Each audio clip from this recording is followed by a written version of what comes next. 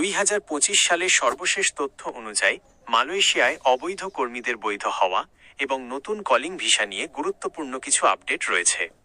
আপনার অনুরোধের প্রেক্ষিতে বর্তমান পরিস্থিতি নিচে তুলে ধরা হলো। অবৈধদের বৈধ হওয়ার সুযোগ RTK 3.0 আপডেট। বর্তমানে মালয়েশিয়ায় অবস্থানরত অবৈধ কর্মীদের নতুন করে বৈধ হওয়ার রিক্যালিব্রেশন বা RTK কোনো বড় সুযোগ এখনও আনুষ্ঠানিকভাবে শুরু হয়নি। বর্তমান অবস্থা, গত বছর চালু থাকা রিক্যালিব্রেশন 2.0 প্রোগ্রামটি 2024 সালের 30 জুনে শেষ হয়েছে। এরপর নতুন কোনো RTK 3.0 চালুর গুজব শোনা গেলেও মালয়েশিয়ার ইমিগ্রেশন বিভাগ গত জানুয়ারি মাসেই জানিয়েছে যে বর্তমানে নতুন কোনো বৈধকরণ প্রক্রিয়া চালুর সিদ্ধান্ত হয়নি। প্রত্যাবাসন কর্মসূচি PAM বর্তমানে যারা অবৈধ আছেন তাদের জন্য মালয়েশিয়া সরকার অভিবাসী প্রত্যাবাসন কর্মসূচি মাইগ্রেন্ট রিপ্যাট্রিয়েশন প্রোগ্রাম চালু রেখেছে।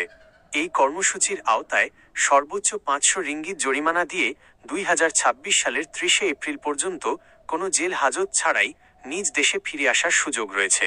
অভিযান 2025 সালকে মালয়েশিয়া সরকার এনফোর্সমেন্ট বর্ষ ঘোষণা করেছে, ফলে অবৈধদের ধরতে বর্তমানে বড় ধরনের চিরুনি অভিযান চলছে।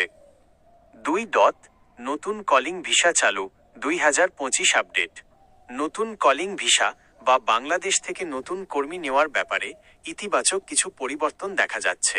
কোটা উন্মুক্ত ডিসেম্বর 2025 পর্যন্ত মালয়েশিয়া সরকার কৃষি, প্ল্যান্টেশন এবং মাইনিং সহ নির্দিষ্ট কিছু খাতে 31 ডিসেম্বর 2025 পর্যন্ত নতুন করে ফরেন ওয়ার্কার কোটা আবেদনের সুযোগ দিয়েছে। কেস বাই কেস নিয়োগকর্তারা তাদের প্রকৃত প্রয়োজনের ভিত্তিতে সরাসরি স্বরাষ্ট্র মন্ত্রণালয়ের মোহা ওয়ান স্টপ সেন্টারের মাধ্যমে বিদেশি কর্মীর জন্য আবেদন করতে পারছেন। সিন্ডিকেট বিরোধী কড়াকড়ি। আগে যে সিন্ডিকেট ব্যবস্থার কারণে কর্মী যাওয়া বন্ধ ছিল, বর্তমান বাংলাদেশ সরকার ও মালয়েশিয়া সরকার তা সংস্কারের চেষ্টা করছে। খুব শীঘ্রই স্বচ্ছ প্রক্রিয়ায় বাংলাদেশ থেকে কর্মী যাওয়া পুনরায় পুরোদমে শুরু হওয়ার সম্ভাবনা রয়েছে। আপনার জন্য পরামর্শ: গুজবে কান দেবেন না। বর্তমানে অনেক অসাধু চক্র নতুন বৈধকরণ কার্ড করে দেওয়ার নাম করে টাকা হাতিয়ে নিচ্ছে। ইমিগ্রেশনের অফিসিয়াল ঘোষণা ছাড়া কাউকে টাকা দেবেন না। 2.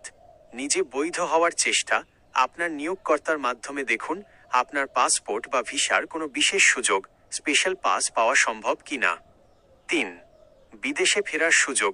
যদি বর্তমান পরিস্থিতিতে থাকা খুব কঠিন হয়, তবে 500 রিঙ্গিত জরিমানা দিয়ে সাধারণ ক্ষমায় দেশে ফিরে এসে পরবর্তীতে নতুন ভিসায়, কলিং ভিসায় আবার আসার চেষ্টা করা বুদ্ধিমানের কাজ হতে পারে। আপনি কি মালয়েশিয়ার কোনো নির্দিষ্ট সেক্টর, যেমন কনস্ট্রাকশন বা ফ্যাক্টরি বা পাসপোর্ট সংক্রান্ত কোনো সমস্যা সম্পর্কে জানতে চান?